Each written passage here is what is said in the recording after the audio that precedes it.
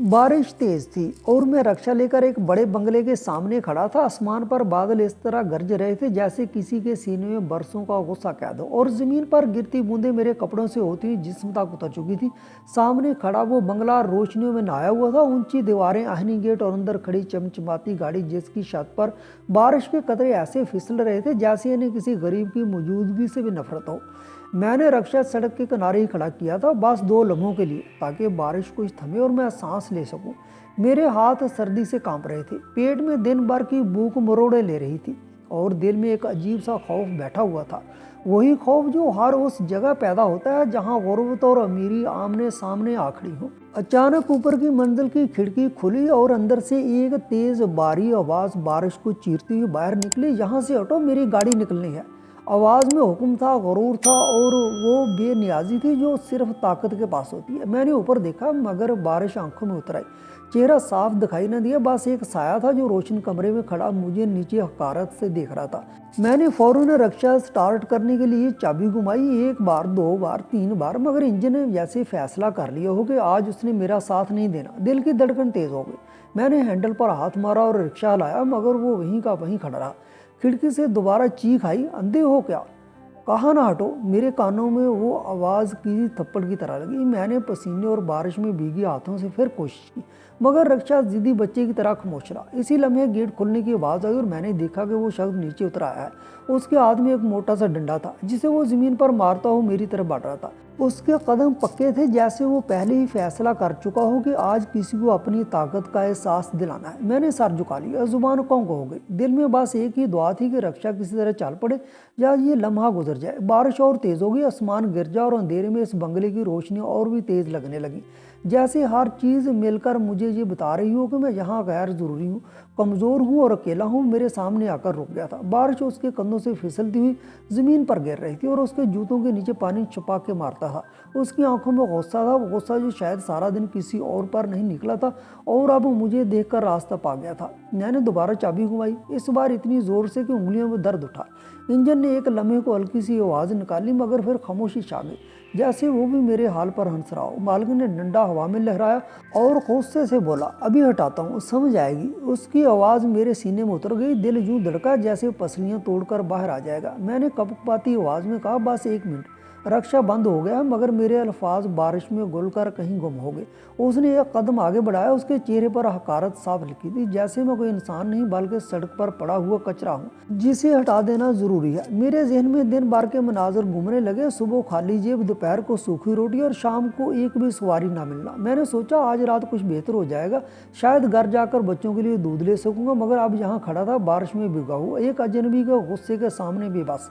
उसने डंडा जमीन पर मारा, चींटे मेरे पांव तक आए और बोला, अमीरों के घरों के सामने रक्षे नहीं खड़े किए जाते, समझा। इस जुमले ने मुझे अंदर तक तोड़ दिया, जैसे किसी ने मेरे गुर्बत को मेरे मुंह पर दे मारा हो। मैंने नजरें झुका ली, जुबान साथ नहीं दे रही थी, बस हाथ कांप रहे थे और रक्षा जैसे जानबूझकर खामोश खड़ा था। इसी लम्हे एक चीख आई, जल्दी करो, और मैंने महसूस किया कि अब वक्त बहुत कम है। उसका हाथ डंडे को मजबूती से पकड़ चुका था और उसकी आंखों में वो चमक थी जो किसी को मारने से पहले आती है। बारिश और तेज हो गई, आसमान पर बिजली की हल्की सी रोशनी चमकी और उस एक लम्हे के लिए उसका चेहरा वाजे हुआ, सख्त, मगरूर, बेरहम। मेरे अंदर कहीं एक अनजानी सी घबराहट हुई, जैसे मंजर पहले भी कभी देखा हो, मगर दिमाग ने फौरन झटक दिया। मैंने आखिरी बार कोशिश की, रक्षा को धक्का दिया, सांस फूली, दिल डूबा। इसी कश्मकश में वो लम्हा करीब आता जा रहा था जिसका मुझे डर था कि अब ये गुस्सा सिर्फ लफ्जों तक महदूद नहीं रहेगा। मैं अभी रक्षा को धक्का देने ही वाला था कि आसमान अचानक जोर से गिर जा, ऐसी गिर जैसे किसी ने अंधेरे का सीना चीर दिया हो। उसके साथ ही बिजली कड़की और लम्हे भर के लिए पूरा मंजर दूध या रोशनी में नहा गया।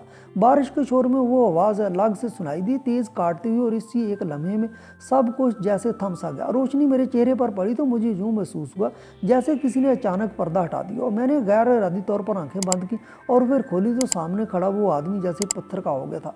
उसके हाथ में पकड़ा डंडा लर्जा, उसकी गिरफ्त ढीली पड़ी और फिर वो डंडा बारिश में भीगती जमीन पर गिर गया। वो मंजर इतना अचानक था कि मुझे समझ ही ना आई क्या हुआ। अभी चंद लम्हे पहले उसकी आंखों में गुस्सा भड़क रहा था और अब वहाँ एक अजीब सी खालीपन उतर आई थी, जैसे किसी ने अंदर की आग अचानक बुझा दी हो। वो मुझे घूरे जा रहा था, मगर उस घूरने में अब नफरत नहीं थी बल्कि हैरत, खौफ और कुछ ऐसा था जिसे मैं लफ्जों में नहीं बांध सकता। मैंने समझा शायद बिजली ने उसे चौंका दिया या बारिश की शिद्दत ने उसका होश उड़ा दिया है, मगर उसकी सांसें बेतरतीब थी, जैसे वो किसी गहरे सदमे से गुजर रहा हो। उसके होंठ हिल रहे थे मगर आवाज़ नहीं निकल रही थी। बारिश की बूंदें उसके चेहरे से टपक कर ज़मीन पर गिर रही थी, मगर उसने इन्हें पूछने की कोशिश तक ना की। मैं वहीं साकत खड़ा था। दिल अभी भी सीने से बाहर आने को था, मगर अब खौफ के साथ एक नई उलझन शामिल हो चुकी थी।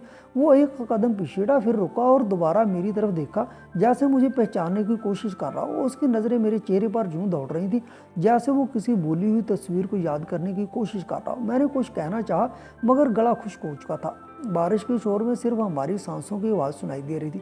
बंगले की रोशनियां अब भी जल रही थी, मगर इस एक लम्हे में वो सारी चमक फीकी पड़ गई थी। बिजली की रोशनी खत्म हो चुकी थी, मगर इसके चेहरे पर वो हैरत अब भी कायम थी, जैसे उस एक चमक ने उसके अंदर बरसों से दबी किसी याद को जगा दी हो। मैं नहीं जानता था कि इस लम्हे ने उसके अंदर क्या बदल दिया है। बस इतना महसूस हो रहा था कि जो होने वाला था वो अब पहले जैसा नहीं रहेगा। वो चंद लम्हे वहीं खड़ा रहा, जैसे ज़मीन ने उसके पहुँच जकड़ ली हो। बारिश उसके बालों से बह रही थी, आंखों के किनारों से पानी टपक रहा था, मगर अब मैं यकीन से नहीं कह सकता था कि वो सब बारिश ही थी। उसने आस्ता आस्ता एक कदम मेरी तरफ बढ़ाया, मेरा दिल डूब गया। मैंने लाशऊरी तौर पर पीछे हटने की कोशिश की, मगर रक्षा पीछे था और आगे वो शख्स। मैं एक तंग दायरे में कैद हो चुका था। मैंने सोच लिया था कि अब डंडा उठेगा, अब दर्द बोलेगा, अब मेरी खामोशी चीख बन जाएगी, मगर उसके हाथ खाली थे। उसकी उंगलियां कांप रही थी, जैसे सर्दी ने नहीं बल्कि किसी अंदरूनी लर्जिश ने इन्हें अपनी गिरफ्त में रखा हो। वो मेरे करीब आया और उसकी आंखों में गुस्सा नहीं था, वहाँ सवाल थे, बेयकीनी थी और एक ऐसी नमी थी जो मैंने इस जैसे लोगों की आंखों में कभी नहीं देखी थी। उसने कुछ कहा, मगर बारिश की आवाज़ में लफ्ज़ टूट कर बिखर गए।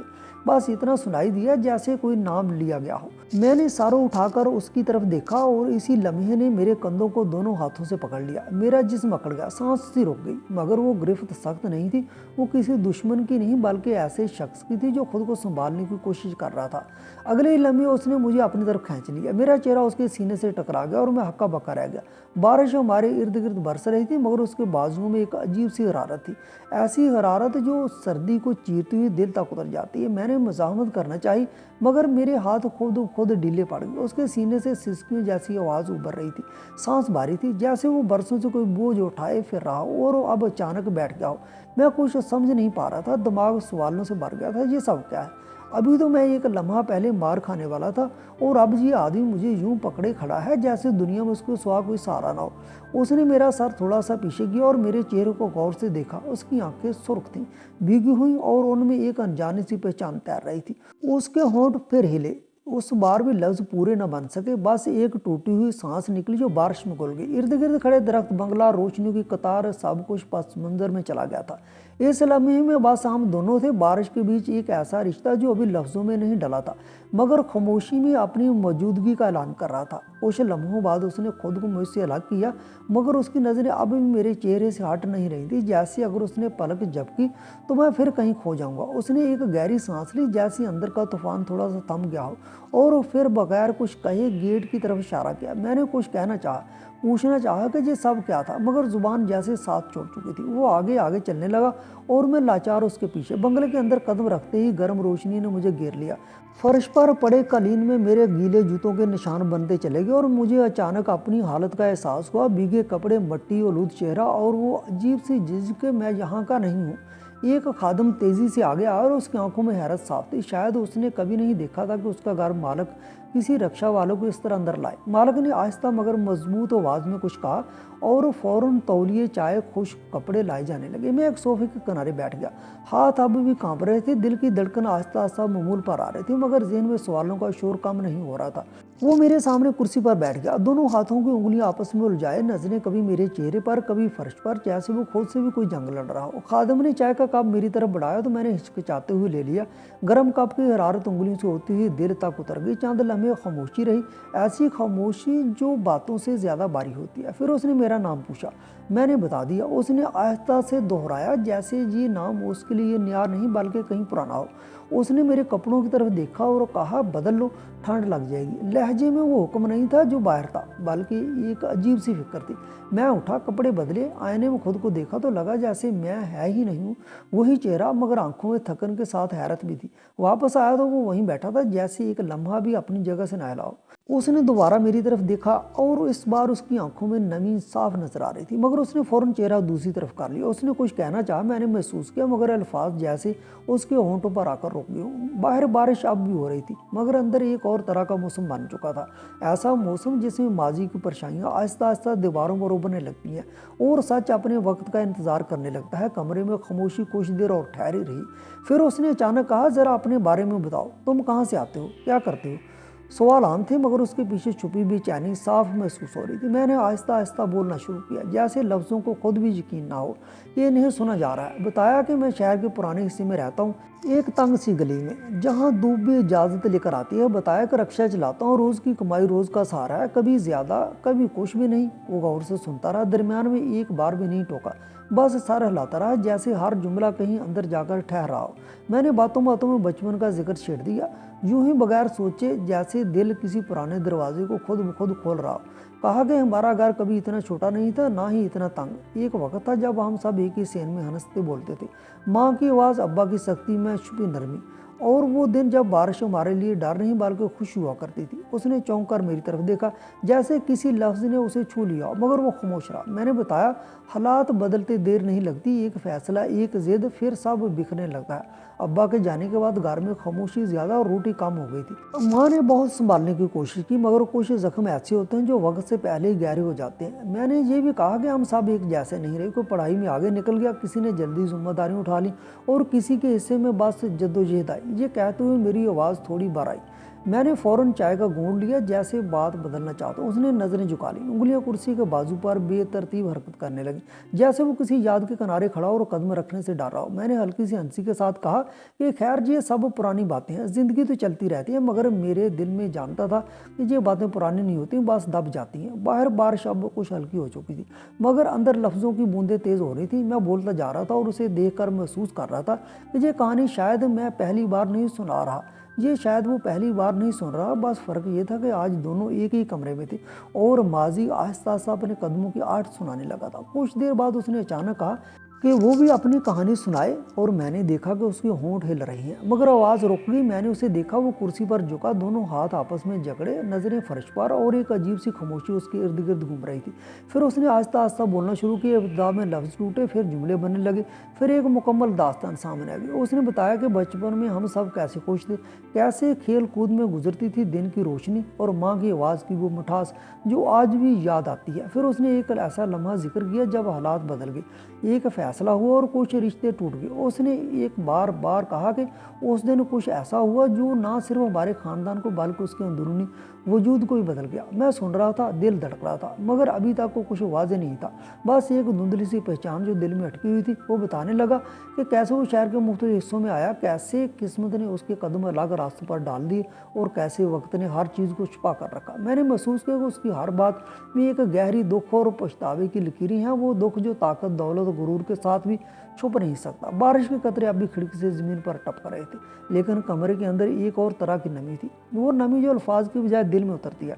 फिर उसने एक लम्हे के लिए मेरी तरफ देखा, आंखों में वही हैरत, वही तलाश, और फिर खामोशी। उस खामोशी में मैंने महसूस किया वो कुछ पाने की कोशिश कर रहा है, या शायद खुद से कुछ छुप रहा है। मैं जानता था कि ये लम्हा अहम है, कुछ ऐसा होने वाला है जो सबको हिला देगा, मगर अभी वक्त नहीं था। उसके अंदर एक कश्मकश थी, ताकत और पछतावे की, और वो कश्मकश आज बारिश के बीच मेरे सामने बेपर्दा खुल रही थी। मैं सामत रह गया, हर लफ्ज़ को दिल में बांध कर सुन रहा था, जैसे अगर मैं बोलूँ तो ये लम्हा टूट जाएगा। और शायद यही इंतज़ार की शिद्दत थी जो सबसे बड़ा सस्पेंस पैदा कर रही थी। फिर एक लम्हे के लिए वो रुक गया, नज़रें अभी भी मेरे चेहरे पर मरकूज थी, और मैंने महसूस किया कि अब लफ्ज़ नहीं बल्कि यादें बात कर रही। फिर उसने गहरी सांस ली, उसकी आंखों में वही हैरत, फिक्र अब भी कायम थी। फिर उसने अपने बटुए से वो ब्लैक एंड वाइट तस्वीर निकाली, मेरे सामने रख दी। जैसे ही मेरी नज़र उस तस्वीर पर पड़ी, मेरी आंखों से आंसू निकलने लगे, और मैं उठकर उसके गले लग गया, क्योंकि वो तस्वीर मेरी और मेरे भाई मुनव्वर की थी, और वही मुनव्वर जो मेरे सामने बैठा था। हम दोनों भाई एक दूसरे के गले लगकर काफ़ी देर तक रोते रहे। हमारे अंदर जैसे आंसू का एक समुद्र कैद था जो एक लम्हे में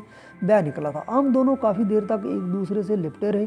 जब आंसू कुछ थमे तो मुनव्वर ने आहिस्ता से मुझे खुद से अलग किया। उसकी आंखें सुर्ख थीं, मगर उनमें अब सिर्फ दुख नहीं था, एक तवील कहानी भी कैद थी। उसने दोबारा वही तस्वीर हाथ में ली, उंगलियों से उसके किनारे को सहलाते हुए बोला, ये तस्वीर मैंने सालों अपने दिल के साथ छुपा कर रखी। यही मेरी पहचान थी, यही मेरा सबूत। मैंने बेयकीनी से उसकी तरफ देखा। मेरे दिल में अब भी वही सवाल गूंज रहा था जो मुझे चैन नहीं लेने दे रहा था।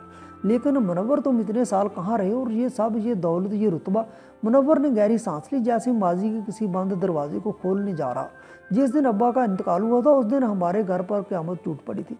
चाचा ने जायदाद के कागजात अपने हाथ में ले लिए और माँ को कहा कि छोटे बच्चे को साथ रखो। बड़े को यतीम खाने छोड़ा।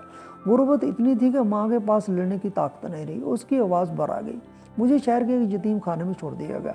माँ रोती रही, मैं चीखता रहा, मगर वो दरवाज़ा बंद हो गया। शुरू के दिनों में हर रात तुम्हें याद करके रोता था। वक्त के साथ रोना कम हुआ, मगर याद नहीं गई।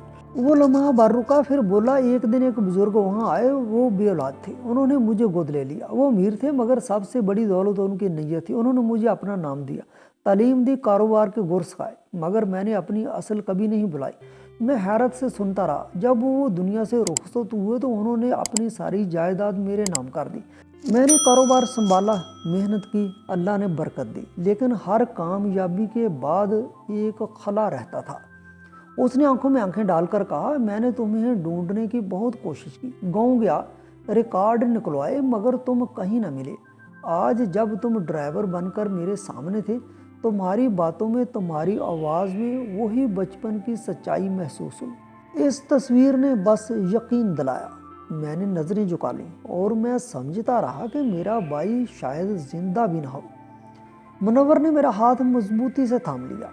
हम दोनों जिंदा थे, बस किस्मत ने हमें मुख्तलिफ रास्तों पर चला दिया था।